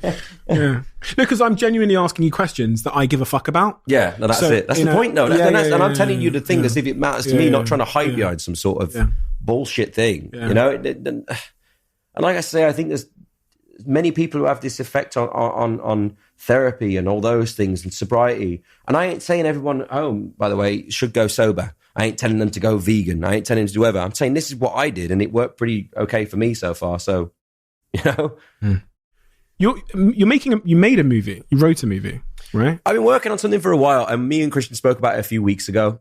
And it's funny that it's based around AA, but I had a really weird AA experience the first time that I went into. What's AA for anybody that doesn't know? Alcoholics Anonymous. Right. And my first experience was with Russell Brand, which if you've seen Get Him to the Greek or any of those other movies, I went to his house and I love Russell. There's something about that sentence which I can't get over. My first experience was with Russell Brand. Okay. I mean, yeah, exactly. All right, so I'm in his house. I'm in this dude's house. Like and I've never met him. And I've only seen him on the movies and as a comic, and My Bookie Wookie, I love that stuff. And like, so I know a lot of things about him, but I'm a really shy person when I first meet. I'm like, oh my God, like, so he makes me a coffee and we sit talking about our experiences. And I've never seen someone look at me the way he looked at me. Like, find you a man who looks at you like Russell Brand looks at you when he's listening to your stories, because he like looks into your soul. I was born again. And then we went to this meeting. It was an all-male meeting, and there was everything in the meeting, from prison guards to ex-soldiers to ex-cons to postmen to bin men to everything, and then me and Russell Brand. So I'm like, this is the weirdest room I've ever been in my life. We're in like some old like community like church room or whatever. And then he's taking the chair in the room. So my first experience with AA was like the best experience ever. Because it was like he was just doing stand-up. It was unbelievable. He was doing stand-up in an AA meeting? No, it's like they have someone who chairs the meeting. Like, and the idea is like, if they say like, oh, can you talk about relationships and how it was affected by alcohol? Then he'll tell the story of his alcoholism or narcotics thing. And then you'll link in from his experience and go, oh my God, I'm the same as you. And that's how it works. I'm not going to give the whole script away because otherwise I'll tell you the whole film. But I kind of came up with this film, and I haven't spoken to Russ about it, which is the first thing I have to do, because it was from him that this. Obviously, I'm in a movie right now, and I'm one of the characters, and I'm sat here going, I don't know what the hell I'm doing here, but apparently I'm alcoholic and I've got a problem. Oh my God, what's going on? The walls are closing in. Will Ferrell walks in. Yeah, exactly. The Wolf of Wall Street was in the corner over there. No, it's wild. It was wild. So I'm excited about it, and I think it's really funny. I showed it one of my friends, and she really liked it. She laughed a lot at it, so we'll see. What else is going on in your life in terms of like business and investing and projects and stuff like that? When you think about the direction of travel that you want to take over the next 10 years, which direction do you want to focus on and go in? You're investing tons. You've got your own businesses now. Everyone's going to say the same thing to you every time you have an interview. They're going to say, when's the reunion? I mean, I've had my business learning curve From the day I first got my like first check, and I went to the manager, I'm like, what do you invest your money in? Because he had the biggest garden in London. I was like, he's a good place to start. He had the biggest home garden, which you don't think he does anymore, Steve, do you? Okay, apparently he doesn't anymore. Okay. But apparently he did. When I was younger, he did. So I'm like trying to ask him like what he invested in. He's like on about gold and whatever else. And then you learn about safe haven currencies and all these other things. And then I started to branch out a little bit more. Then I went on to properties, which was always the one I wanted to do.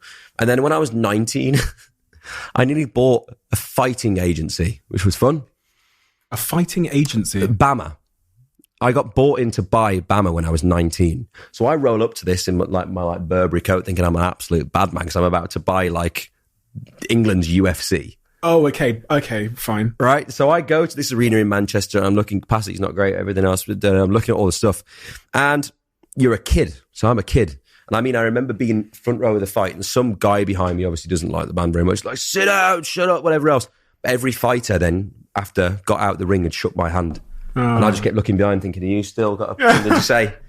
Do you know the guy with the scary clown mask who just need that other guy's nose off? Like, he's my friend. He's my So I was like, yeah, exactly. And then I went and met everybody afterwards and I got into his company. But unfortunately, the deal wasn't great. I put it through one of my investors that I have. And then it's like people try to catch you out. And this was always my biggest problem.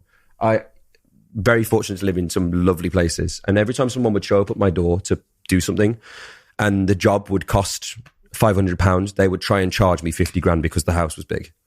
And I'm like learning early on, but don't get me wrong, I've spent some money on some stuff I shouldn't have spent money on. You and me both. Yeah. I mean, I'm not going to go into detail because I lost some money. Like, my thing I always say to people is like, I will tell you where I lost as much as I tell you where I win. You got to make mistakes though, right? Yeah, 100%. And like, my point is I'm going to do better than whatever my last mistake was anyway. Sure. That's the point. If I trust myself enough, it won't matter in the long run. When you think about money though, you know, you didn't come from money. You didn't come from the back.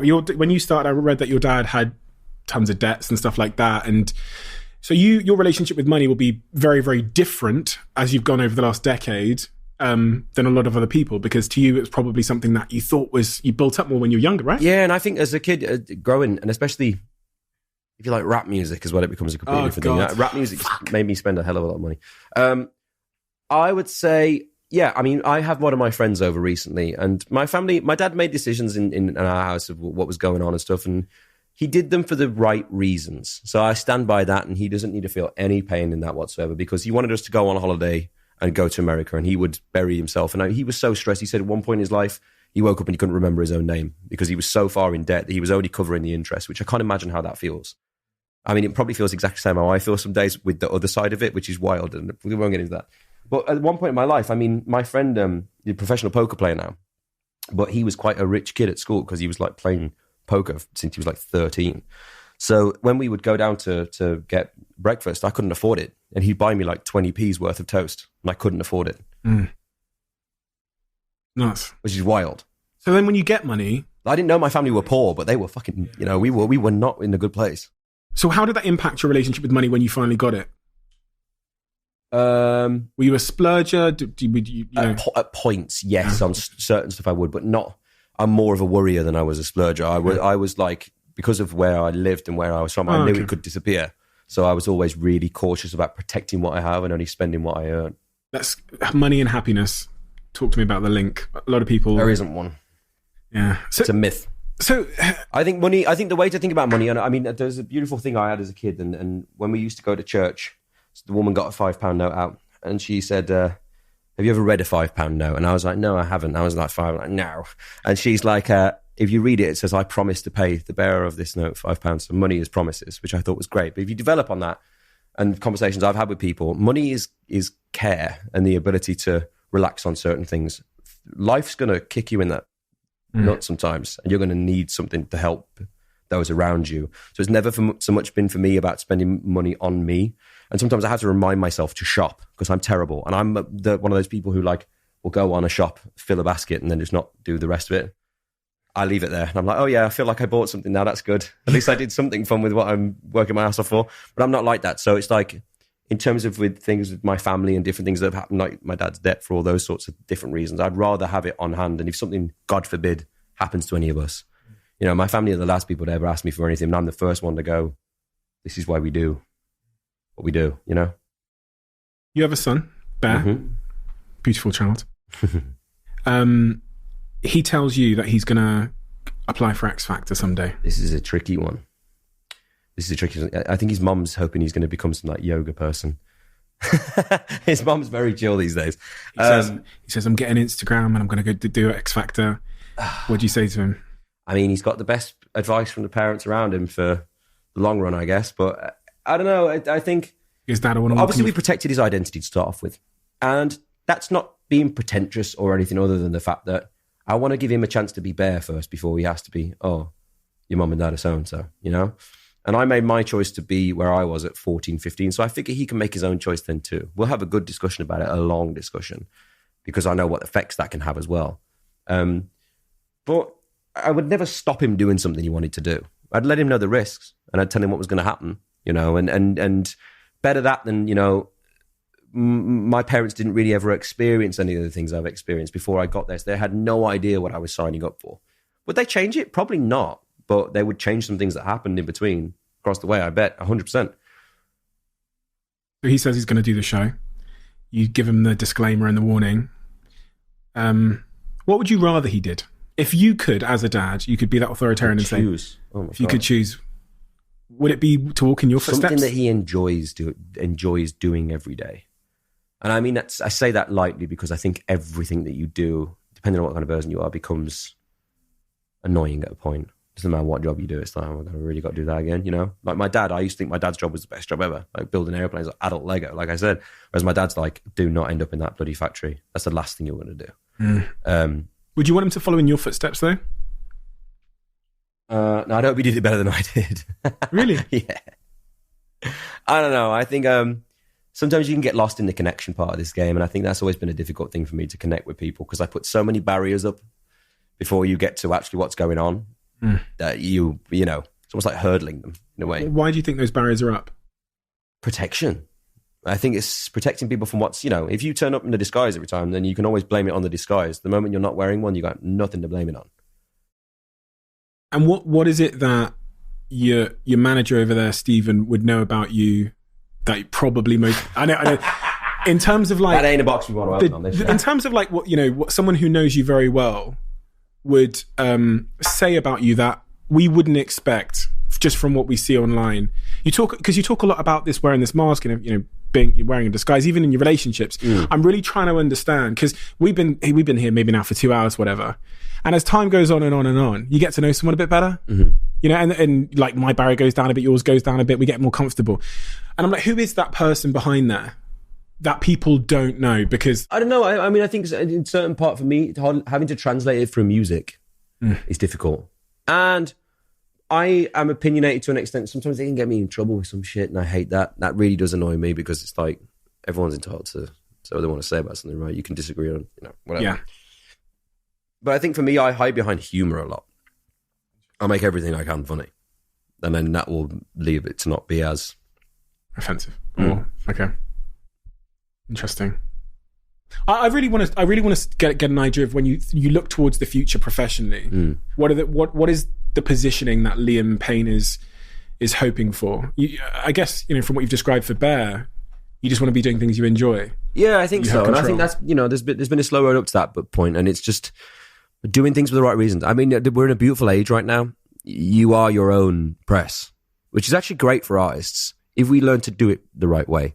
This whole thing I used to hate was going on and off talk shows, going on and off and doing this, and doing everything else that seemed to be for everybody else, and it was promoting your record, but then the record bites and you get nothing out of it, and it's like everybody else got their 5 minutes, but the record just didn't do what it wanted. Yeah. So it's like, you know, I want to experiment with the way I promo my records to make sure that the record is taken before I go and halfway around the world just going, oh, look, listen to this great song. And then no one hears it. Oh, great. That worked well. You know what I mean? But it's like almost, you know, I think the music industry, and listen up, people, I think the music industry is in a place where people need to throw out the old, you know, marketing format for these things.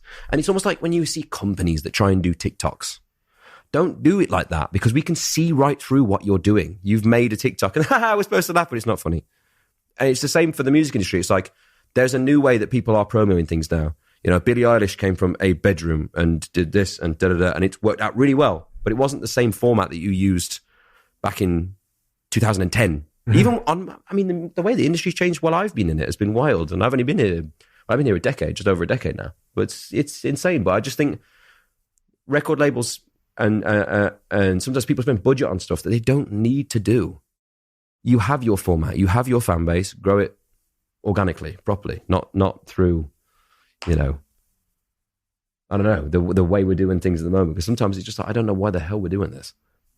Social media, your relationship with it. See, that's been my industry for the last decade. Good thing, bad thing. What's your relationship with it at the moment? I think it's good. I think it's a difficult thing to manage. I love the idea of what TikTok does, but for me, I don't want to get sucked into my phone with like watching stuff constantly. And you do, and you need to be on your like learning stuff. And you know, it's the odd funny video, whatever else. But if your For You page is just like funny dogs and yeah, it's fucking. Then you're in a what the hell's going on? You know, that's what it does to me. I'm like, God, really? So I don't know. It's I've seen a lot of different technology come in and go out of my industry from Twitter, and I honestly think there's a strong case for saying that we owe a little bit of our success to the way Twitter was, because worldwide trends weren't a thing before One Direction were an X Factor. Whereas on that night, we could trend everywhere. And then people would go, oh my God, what's this? As though, magically, the biggest band on X Factor was the same time Twitter came out. It's perfect storm stuff, So I think it's great. I think we have a funny way, like I say, with the coins, that, the market's just had the most weird few months of people making Hocoin, Hocoin Plus, Hocoin Extra, Hocoin this, and there's 90 of them. And I'm hearing all of my friends going, oh, did you buy Doggy Doo-Doos 21? No, I bought Star Porn over there. Yeah, you know what I mean? I'm like, what the hell have we doing? We're talking in code, and it's like that, but rather than the technology that works, Ripple, Ethereum, things that have real world application, rather than coins that are, hey everyone, I made a coin that's about, tripods for cameras. This tends to happen at the start of these like exponential bubbles. You get this, and then it weeds out the crap. And that feels like what's happened recently to me. Like the markets took a big dip because they're trying to weed out some of the stupid stuff, and because it's an unregulated thing, it's like. But I find that's with the same with social media. We need to weed out the bad stuff and focus on the good. There's a lot of debate at the moment because of the racism that some footballers have experienced. Marcus Rashford did a big post the other day that how do we stop people putting monkey emojis or any kinds of like abuse on, because what I think is happening from a psychological standpoint is they see Liam Payne, they think he is up there on that mountain, that is not a human being. If I throw a rock and I hit, I might get a little bit of attention from him. So they pick up a rock. But that's and what I was saying to you at the start about bringing people up to your level in a way. But it's not so much for them that they can get away from not saying something about that. You know what I mean? I feel they have to speak up about it, and it's difficult. And we are going through a really fast moving era with everything at the moment. I mean, you wish there was an algorithm that would just beat that, right? But they will find some way of spelling it differently, and it'll just verify. I think they verify everybody's ID. I think that would kill 99% of it. Yeah, I actually thought of a thing for this. For voting, because voting for me was always a really difficult thing. We all have our iPhones, we have our thumbprint that goes on. Why can't we verify via thumbprint to get accounts and then that's on your record? 100%. There was that great Black Mirror episode where that woman's going through life trying to get these likes and she's like desperate. You've seen that? Yeah. Oh my God, please, I need to be in this neighborhood. But then, no, I was a 5-star this morning. Yeah, you're just like, oh my God. I mean, you need horrible crap on the way, darling. I'm sorry. But that's what life will eventually be policed by, I imagine, in a way. Speaking of Black Mirror, I guess this is a strange tangent, but when I had Johan Hari on the podcast last week, one of the key themes here is that all this technology and social media has like taken the meaning out of our lives, because like dating now happens on these screens. People order their food by like tap, tap, tap, and it shows up at the door. Even now with COVID, we're now working from screens. We used to have an office or, offices we could go to. Now it's all screens. And it feels like the world is getting more and more socially. What's amazing is we were also worried about technology pushing us away from each other when COVID hit, right? Yeah. But it was the only thing that saved us, thank God, when COVID did hit, which I thought said a lot more about technology's good sides than it did about the bad sides. I mean, it's up to you how you use your platform in the end and what you let it do to you. Like I say, I enjoy TikTok, but I watch a few videos and I watch things that people send me. I don't really have a For You page. I don't really go through it constantly because there's, I mean, it's difficult with kids and screens, man. Like I have one and I watch him and I'm like, oh, I really want to, like, you know, I make him go out and do stuff, and sometimes we fall out big. We have rows about, really? Yeah. Sometimes it's not good. But he's learning with it, you know, and it's like you say, for all of us, we are the guinea pig generation for these things. We're learning, you know, we're the first we're the part of connected the civilization to be affected by an algorithm. And to be connected, you from know, birth. what about the people who first experienced hay fever? They figured out their way around that, you know what I mean? It's like, for me, it seems like we will figure out the right things of it, but it's weeding out the bad sides of it and what it does. Like, I think if your TikTok screen is advice and videos about learning stuff, or like stuff that you're actually really interested in, you enjoy, not just random funny crap, because that's what You've Been Framed was, right? You want to find yourself watching You've Been Framed all day? Really? Because that's what you're doing. Or even worse, on Instagram, keeping up with the Kardashians. Oh, look, she's amazing. She's 10 out of 10. Oh, and she's rich. Oh, her life's perfect. And look at my life sat here in my boxer shorts, here, this pot noodle with my cellulite. Yeah, but that's such an illusion, because I bet you... Of course, it's such an illusion. But it's an illusion it, designed to destroy your self-esteem, isn't it? And it's like... Yeah. But I also think there's a fine line between these things, and accepting everybody and all this stuff is a given. But I don't think that in the process of that, we want to lose the thing to settle for ourselves. You know, there was a big debate about me on loose swimming at one point, which I was all right with it. It was okay. I understood what they were saying. But I worked really hard for what I did in my underwear commercial, you know, and it did overtake my life in certain respects. Yeah, for sure it did. But it was actually an aim of mine. It's one of the only things I've ever aimed for, was to try and do an underwear commercial. So I remember I went to my meeting with the company I was working with, and they were like, no, we don't want to do that with you. And I was like, no, trust me. Just trust me. And to be fair, they put the trust in me. I went and trained my ass off, and I got myself where I wanted to be. But then it was like people worrying about people's self-esteem, looking at the picture and whatever else. I get that. But I quite enjoy the idea of looking at someone and being like, wow, that's cool, man. Like, I'm going to go out and get that. Why did you want an underwear commercial? I just thought I could do it. I thought I could, and I wanted to challenge myself in the gym it was, you know, it's hard to be strictly about look in the gym. Sure. And not function, that was the bit I battled with myself a little bit. But it's like, yeah, I think, you know, you want to go out and get it, but I don't think we should, like I say, in accepting everybody, let's not lose the idea of striving for something as well, though, because it's all right to say, yeah, I'm perfect. Was an advert I saw somewhere the other day, and I thought, are we really that narcissistic that we have to call all ourselves perfect for everyone to be okay with each other? Like, and like, I might get in trouble for saying some of this stuff, but it's just, like, my thought is, like, I want to teach the next generation to strive for things as much as I want them to feel confident in themselves. But it's like, it's almost like being a parent, right? You're going to mess them up somehow. Like, if we start saying we're perfect, I guarantee next we'll be like, well, that's not worked out well, so let's rewrite the plan on that one. You know? Yeah. And it's, I just think everyone just, you know, give each other a break and just do what you like. Have you figured, because it's taken me some time to try and understand what it is that actually makes me happy. Yeah. I used to, once upon a time when I was broke. This is a big one. Yeah, I was going to end on this big question, but I used to think it was like, oh, I'll get a Lamborghini and then I'll be happy. And like, that's why my book is called Happy Sexy Millionaire, because I thought that, I wrote in the first page of my diary at 18, I wrote Range Rover, bear in mind I didn't have a driving lesson and I was stealing Chicago Town pizzas at the time. Range Rover Sport will be my first car. I'll make $1 million before I'm 25. I'll get a really hot girlfriend and I'll work on my body image. What I meant is I'll get a six pack. I just didn't want to write that. And I thought that is the goal of life. I get those things. Range Rover was my first car. I made $1 million before I was 25. And I'm like, where is the confetti? And if that's not it, then what the fuck is life about? I mean, what happens when you wake up and every day is a dream? That'll mess you up. I often have looked for the moment in life where I bang my head and I might be in some sort of comatose dream that I've invented for myself. Like, I was that messed up at some point. I was like, I'm sure this is a simulation, guys. Like, I must have made this wall. Because I can't be here because of where I was yesterday. Yeah. So it was, you know, there's those wild things that if you let them creep in, they will F you up bad. Someone said something to me quite interesting the other day.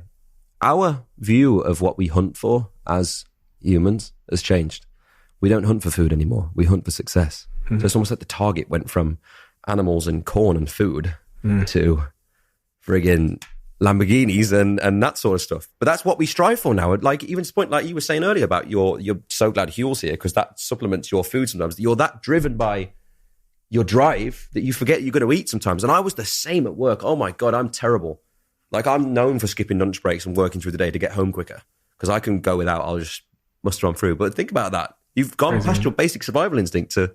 You're wild, right? Against your health for like Yeah. Coins. Yeah, exactly. But I might miss this thing. That's No, I'm exactly the same. It's something I think that we struggle with in this respect. And it's like, priorities. I don't know anything about what makes me happy at this point. I really don't. Really? No, I've found a couple of things that I think I'm interested in. But like, the thing is, once you start making money on these scales and things that happen, it only becomes the drive that's interesting to you if it's going to fast forward you somehow. And that's what that toxic thing that funny enough, we've come full circle, but it's the same sort of thing. And I think it's a big problem for me, because if it's not, I'm thinking, why am I? And that's why drawing for me was the biggest one at the time, because I was like, this is what children do. Why should I do this? And then funny that I drew something that was about being a child. Was that it's weird how things go full circle in that respect. But yeah, I often struggle to get on with something if I don't think it's forwarding me in life somehow, rather than just enjoying the moment or going out and watching the sunset. One of my biggest things that made me happy while I was training was 4 a.m. getting up in the dark. And this sounds like I am some sort of psychopath, and I was. But you're like, go into the park, run for a little bit, and then stand on the thing and watch the sunrise. It was the best thing. And you know why? It's fucking free. You can stand and watch a sunrise and go, wow, thanks for another day, sort of thing. I know that sounds really woo-saw and like really far out spiritual, but for me, it wasn't like that. I just enjoyed seeing how beautiful this moment was. And I was the only person in Hyde Park running at 4 a.m. every single day. And it was some of the best time I've had in life. They've done studies kind of linking to what you're saying there, where if they give someone a game, and I wrote about this a little bit in my book, if they give someone a game that they enjoy, people will do it, blah, blah, blah, and they'll have high motivation to do it. If you then pay the same person to do the same game, their motivation will decrease. No, I have a big problem with this. So you can love doing something, and then the minute the reward starts to become extrinsic, which is external, which is money, your motivation decreases. And this is why it's very, very important. Even for me with this podcast, I started it because I love doing it, love meeting people. When it starts becoming a commercial thing, it moves into being a job. And then the science says my motivation will decrease. So it's interesting there, because you talked about your drawing. You started drawing because it was and then it becomes this, and it becomes an NFT, and then it becomes a business. And then it gets hard to do. And then you're like, oh my God, I don't want to do this anymore. I'm here again. Yeah, exactly. Yeah. Exactly. You said you've not figured out what makes you happy. Definitely not yet, no. Ask me in a few years. And I think... I mean, so what's my conclusive point been for what makes me happy? Professionally, it's super clear for me now. Having and these are keywords, so a worthwhile challenge that I'm doing with people that I love. And I've come up with that based on a ton of things. Some of the things that you've said fit perfectly into it. When you look at Tyson Fury when he's not in the gym, depressed. When you look at gold Olympians, whether they win or lose at the Olympics, they get depression, because they've reached the mountaintop and there's nothing else to strive for. And so when I was going through my notes, I was thinking, the day that someone offered me 50 odd million to buy my business was one of the worst days of my life. And Gary Vaynerchuk, I know you're doing some stuff with him. He says the same thing. When I spoke to him on the podcast, he was like, the day when I buy the New York Jets will be the worst day of my life. He was like, I hope it happens on my deathbed, because not having something to strive for. And this has been a big struggle of mine for many You lose years. orientation, right? When you're training for the Olympics, we're going this way. This is our purpose in life. When the Olympics is over, you ain't got no fucking direction. You're like, well, I mean, look at this. I'm talking about direction. That whole thing for me, and that mountain for me, was 1D. And music after that, like I said, you're never going to keep up with what we did. Like, we sold so many records, and we broke so many records. We did so many things. You know, I mean, we were in stadiums every day, 94,000 people every day. Like, I used to break into Wembley Stadium on the nighttime because it was fun, and I was smashed. And I thought, these people aren't going to recognize me. I'd broken into every major stadium in America, honestly. And then people used to chase us on these like police, like little squad bikes, being like, hey, sir, you're not supposed to be in here. And we'd run because it was like a game of tag. And I swear to God. There was this one time we opened up a door and found a Zamboni, you know, the thing that squashes the ice. And we accidentally emptied the 2 ton of water on the floor. Doesn't sound like I don't know. I might have to pay for that now. I said it. So once you reach that height, I suppose one of the reasons I struggled the most out of it is because you're never really going to reach that height again. And then it's almost like limbo. And also not knowing whether or not we're going to come back. Are we going to come back? Everyone's asking. And it feels like pressure to come back. It's almost like your parents going, when's baby 2 coming? You know what I mean? It's like, oh my God, now we got to have another one. Yeah. So that's wild to me. And having to deal with that at a young age, I was always going to mess it up somewhere, is what I would say about myself. Because that's, like he says, the worst day ever. You know, the day the band ended, I was like, thank Lord for that. And I know a lot of people are going to be mad at me for saying that, but I needed to stop or it would kill me. And I was like, thank the Lord. And then after that, trying to like funnel your way back into society, be like, hey guys, I'm still here. Turning up at Tesco's in a Lamborghini like an idiot, you know? I'm like, what the fuck am I doing? And for a lot of that, I agree with a lot of that statement. It's, you need to have something to strive for. And I feel like I'm finding that a little bit more now and learning to relax. Yeah, you've talked a lot about this. Learning to relax, learning to just be, you know, a lot of people go, be part of the moment, man, be in the moment. And like, I'm like, this is bullshit. But it's true. If you can just sit, you know, and enjoy something for what it is for 5 minutes. You tried meditation? My ex, Cheryl, is very big on meditation. She sent me one the other day and I got told off for not doing it again. Meditation gets me in trouble these days. No, I need to, I did a couple of things of meditation with my old personal training that were quite good, but I just, my mind's so fucking busy. I can't shut it up. Like the moment I'm trying to not think about something, I'm like, oh yeah, but what about if we just did this next week? And I know you'll be exactly the same. That's what I'm saying. I'm like trying so fucking hard with this meditation thing. Let's do it together. I'm we'll showing go on a up journey. every morning and I'm like, Steve, close the tabs. And every morning I'm sat there on the fucking floor of my shower because it's like looks like it's from Thailand and the water's pouring and I'm like, just don't think about anything. And then I'm like, I'm planning all that schedule in my head. I'm like, Liam's coming for the podcast and what shall I speak to him about? And then, you know, which one were you doing? The two senses thing where you like think of like what you can hear and what you can smell? I've tried all of them. I've tried this one with beads where you like hold the beads and you just move the beads through your hand. The simulation, like yeah. I like the two senses ones. Not bad. It's good in the shower as well. If you like close your eyes, then pick two senses which you can choose like feel. Oh, interesting. Noise. I've not tried that. So your mind can only do two senses at once. So once you shut some of them off, that's technically meditation because you're in the moment. But I still don't feel like I've had that. You know, I'm not a monk at this point. I wish I was. I think it's important though. I get it. I do understand it. But I also think... Imagine if you could get your mind just to be in the present moment fully and just be If I could have done that at school, I'd have been top of the class. But my mind's going, oh yeah, what are we going to do at lunchtime? Like, I'm not going to give up. So I'm going to keep trying. Every morning naked on my bathroom floor. Now that's what I want to think about. I'm going to keep doing it. Worthwhile challenge with people you love. So worthwhile, you define it yourself, right? Challenge means it can't be easy because then your motivation won't be high, and then surrounded by people you love. For me, that is where I've figured out my happiness lives. And so upon leaving my company that I'd founded for 10 years, now I'm like learning to DJ, doing a big theatrical play at the Albert Hall, which we've directed and produced. I'm throwing my hand at everything, biotech. No, I'm the same. You know? And that's what I was thinking with you, from what you were saying. You're like, you're never going to top that mountain. So what is the mountain? I mean, we've done so many random, you know, the trip to Namibia with Ant was one of the things, and we jumped. We did a world first of a canyon swing in Namibia, which was really crazy and wild. And I thought I might die on national television, but that is okay. What else did we do? Doing this NFT thing's really interesting. Doing the online shows because we were one of the first people to really like pioneer with the company the thing through that. And my team were massive behind that. But it was almost like making a TV show every week with new songs and songs that I hadn't sang since whatever, songs I'd never heard before. And I just would turn up and do it. And we did really, really well. And I loved that. I don't know. I think I've had many, many, many jobs. I've got like a laundry list to the point where when the census came, I didn't know what the hell to write. And I didn't want to write performer because I think it just sounds like such a bodge off job of like, it doesn't encapsulate anything that I actually do. I mean, we design clothes for Hugo, underwear modeling, loads of stuff. So, do you think maybe you just need a really big, fucking scary, terrifying goal that you really care about? Well, I mean, someone did ask me to go and do Everest at one point, and I was like, I don't know, I might die on that one.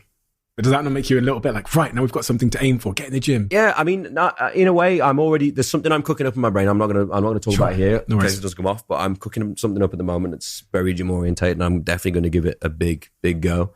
Something's pissed me off. Interesting. And I thought I just had to do it. I think the one thing I say about success and about these things, if I'm honest about happiness, I think it's learning to have respect for yourself. I mean, there's a lot of things people say about don't base yourself on others and never look at other people in that way, which I actually think you need to throw out the window. Because when I was like, it's almost weird, I learned it from my character design. When I was designing characters, I didn't start from nowhere. And how I learned to design characters was like, how do you make a dragon if you've never seen one? How do you know what a dragon is? Anyone? So they mix it with exactly, this is funny. So they mix it with a lion, mixed with a snake, mixed with a crocodile, mixed with a dinosaur. because they're the ones that we have. So they base them off of stuff. So I look at people who are my heroes and I think, what is it that I love about them that I don't think I possess yet? And then that's how you know you can respect yourself. And I think that's the most important thing for me is if I get up in the morning, I respect myself. I go to bed on nighttime, I respect myself. I'm happy. But certain things about my life, even this moment, I want to change. But it's like Christian Bale, for example. I love his acting go-to. And I mean, some things he's done in his career have been really unhealthy when he did The Machinist and stuff like that. But I like that drive. And I like the fact that he buries himself into a role and stuff. And I've never learned that quite yet. So that might be one of the things I want to steal. Exactly. If it's almost, it's like taking people's stuff, but you're molding it into your own character. We were talking today about avatars, which is obviously a huge market at the moment. People spend so much time on their avatars, on their games when they start something. But in life, you are your avatar. You can do whatever you want. And it's like if you're making your avatar and you've got to go and do 10 free kicks to earn the next Ronaldo boot, you're like, oh, I'll get in there and do them. The moment someone asks you to do something in life to earn something, you're like, oh, I don't want to do it. But it's like, that's why I was trying to think how we explain that to kids. But that's the most basic analogy I can come up with, you know? Children's book. Children's book. I had an idea for a children's book, actually, but we didn't finish it. That's a lot of the things in my... Look at he's smiling at me. Well, Liam, we've talked about so much today. So much inspiration. And, you know, a lot of the questions I ask are based on... So. It's an amazing conversation. And I really, really respect and appreciate your willingness to be open and honest about all these things because you're helping so many people, you don't even realise it. I do hope so. You know, and I think you're just a tremendously inspirational guy. You're, you know, an incredible entrepreneur, which I don't think people have fully appreciated yet because you've not sort of disclosed all of the investments and businesses you're involved in. But I think that's certainly coming. I think we might have a bit of a European Ashton Kutcher on our hands, if I say so myself. But yeah, thank you, mate. Honestly, you know, you've been through what is a unique, just tremendously unique experience over the last decade.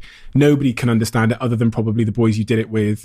And from that, you know, there's ups, there's downs, but this is life, right? And you sharing it has brought tremendous value for me. So I know it will definitely bring huge value for our audience. So I just want to say thank you. No, honestly, this has been one of the best chats I've had in a long time. Thank you. It means a lot. And I'm excited to see what you bring to the table on Dragon's Den. I can't wait to watch it. Oh, I'm buzzing. Maybe you can come in with some of your ideas. I know. I'll come and pitch something. Can you imagine? You should be a dragon monster. I was actually maybe I'll come in disguise. We'll do one week where I'll Ant and deck the shit out of you, and I'll just come on and be like, right, I've got this idea for swimming pools on roofs. Would you ever be a dragon? I think I'd be a terrible dragon. I don't know. I'd feel bad for people, and I'd want to be like, oh no, just I'll buy it. I'll take it. Thank you, brother. Appreciate you. I appreciate it. Thank you.